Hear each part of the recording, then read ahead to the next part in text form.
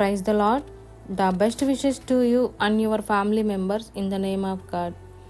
దేవునికి మహిమ కలుగునుగాక. దేవుని నామము పేరిట మీకును మీ కుటుంబ సభ్యులందరికీ శుభాభివందనములు. Today God promise. ఈరోజు దేవుని వాగ్దానము.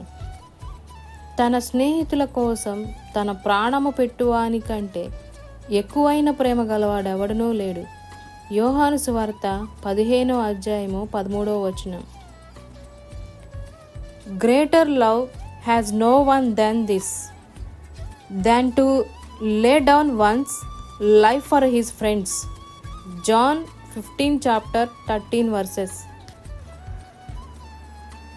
ప్రియమైన సహోదరి సహోదరులారా, ఈరోజు ఈ వాగ్దానం ద్వారా దేవుడు మనతో చెప్తున్న మాట, మన దేవుడు ప్రేమామూర్తి. ఆయన ఎంత ప్రేమ కలిగిన వాడంటే తన ప్రాణాన్ని మన కొరకు అర్పించాడు.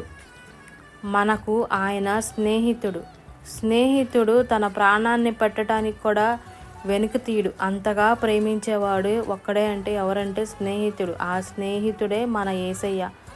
ఆ యేసయ్య మన కొరకు మన పాప దోషముల నిమిత్తము, మన అతిక్రమముల నిమిత్తము మనము ఆ నిత్య నరకాగ్ని నుంచి ఆ పరలోకానికి చేర్చాలని ఆయన తన కుమారుడినే ఈ లోకానికి పంపించి మనం పొందవలసిన శిక్షావత్తు అంతటినీ కూడా తాను భరించి ఆ శిలువలో మన కొరకు చేసిన త్యాగాన్ని బట్టి మనమందరము కూడా ఆ ప్రేమామూర్తిని జ్ఞాపకం చేసుకోవాలి.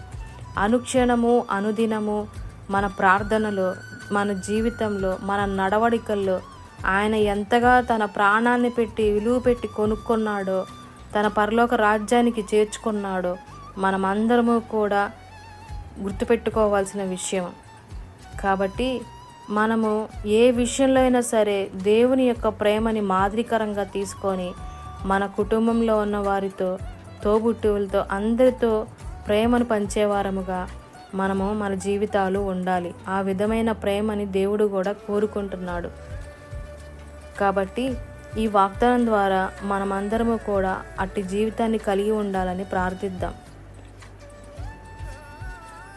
మహోన్నతుడా, పరలోకమందున్న దేవా, మీకెన్నో వందనములు, స్తోత్రములు. తండ్రి, ఈరోజు ఈ వాగ్దానం ద్వారా మాతో మాట్లాడినందుకు మీకు వందనములు. ఈ వాగ్దానం ఎంతమంది అయితే వింటున్నారో వారి జీవితంలోను, వారి కుటుంబంలోను, మా అందరి జీవితంలోను తండ్రి నీ ప్రేమని అందరికీ పంచేవారముగా, నీ యొక్క అగాపే ప్రేమని అందరికీ తెలుసుకునేవారుగా, అట్టి ప్రేమను మేమందరికీ ప్రచురపరచునట్లు అట్టి గొప్ప కృపను దయచేయమని నజరేయుడైన యేసుక్రీస్తు అతి పరిశుద్ధ నామమున అడిగి వేడుకొని పొందుకొని ఉన్నాము తండ్రి. ఆమేన్.